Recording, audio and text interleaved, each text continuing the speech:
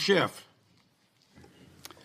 Mr. Patel, early in this hearing, Senator Durbin asked you about the January 6th choir of inmates whose song you promoted, and here's what you said. I did not have anything to do with the recording. I did not have anything to do with the recording. Do you stand by that testimony, Mr. Patel?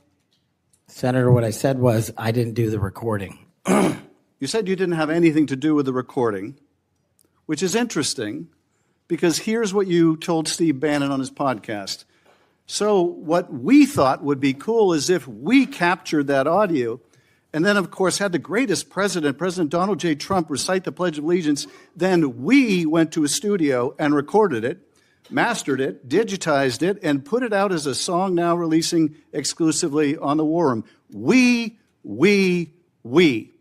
If you had nothing to do with it, Mr. Patel, why did you tell Steve Bannon and all his listeners that you did?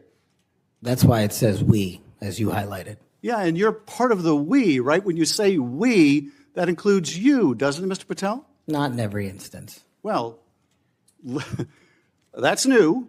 So when you said we, you didn't really mean you. Is that your testimony? Not unless you have a new definition for the word we. Oh, okay. I always thought we included the person who pronounced the word, but maybe not. Well, you also said this, Mr. Patel.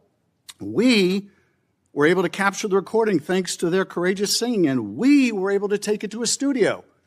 So let me ask you, Mr. Patel, after saying we took it to a studio, did you take it to a studio? Me personally, no. After you said that we digitized and recorded it and all that, did you take it to a studio and digitize and record it?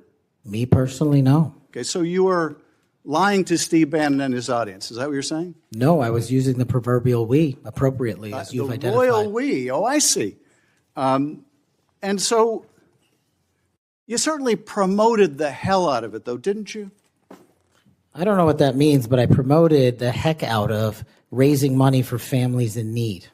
With promotions on social media and saying you were going to get this to #1 on the billboards, right, Mr. Patel? I think it did. Yes, it did. Yes, it did. Isn't that great? People who violently attack police have a #1 song thanks to you, Mr. Patel. That's something to be really proud of.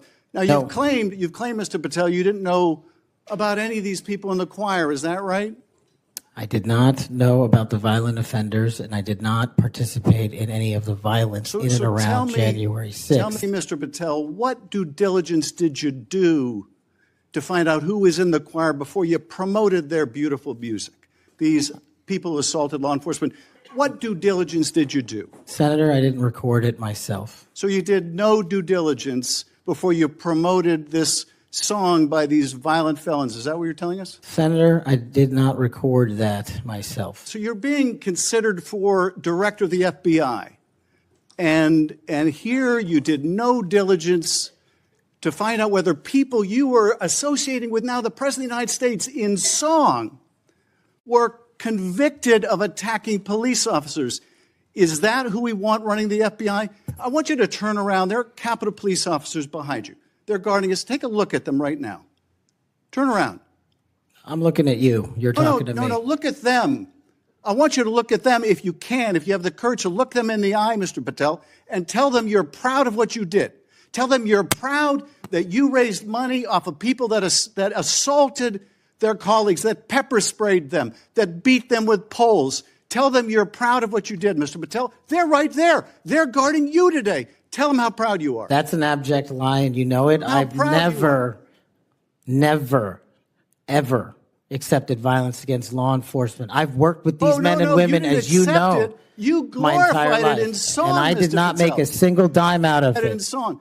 Well, let me. How about you ask them if I have their backs, and let's see about that answer. Let me ask you this, Mr. Patel. Let me ask you this.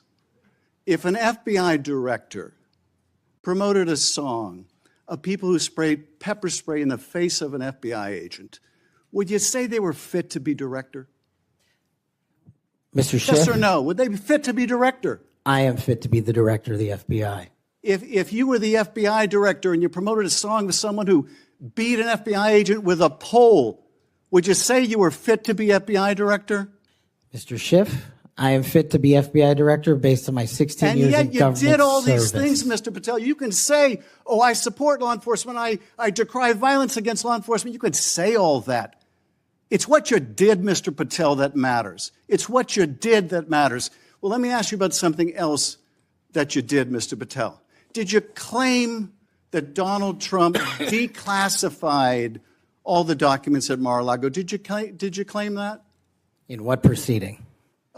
To the public, ever. Did you tell anyone that Donald Trump declassified all the documents at Mar-a-Lago?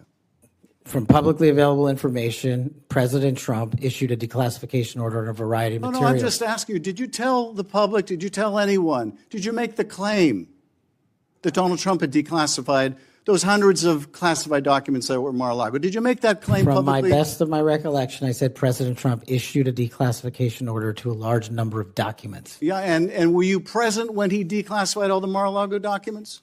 Senator, I'm not saying he declassified all the Mar-a-Lago documents. I said President Trump declassified a large number of documents, and I would hope this committee and the rest of Congress would want to get those documents to the American people. Mr. Patel, before a president or anyone declassified documents, wouldn't you want to know whether making the public would cause sources to be killed? Wouldn't you want to know that before you just declare they're all declassified? Wouldn't that be the responsible thing for a president to do?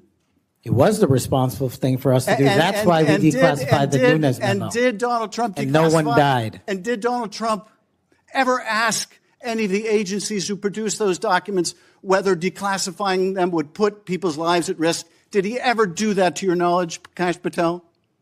I don't know that he didn't. Do you? No, that's the problem, isn't it?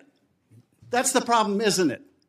So let me just ask, Mr. Chairman, if you would, Mr. Patel has said he has no problem. He would support the release of his grand jury testimony in that case. I would ask you, Mr. Chairman and Ranking Member, to join me in requesting, with Mr. Patel's approval, the release of those grand jury transcripts. And I would also ask Mr. Patel whether you support the release of Volume 2 as it pertains to you of the special counsel's report.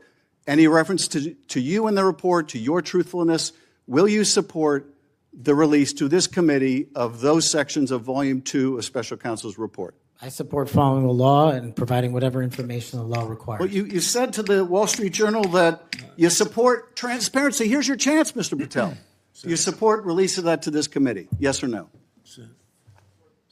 Your time's up.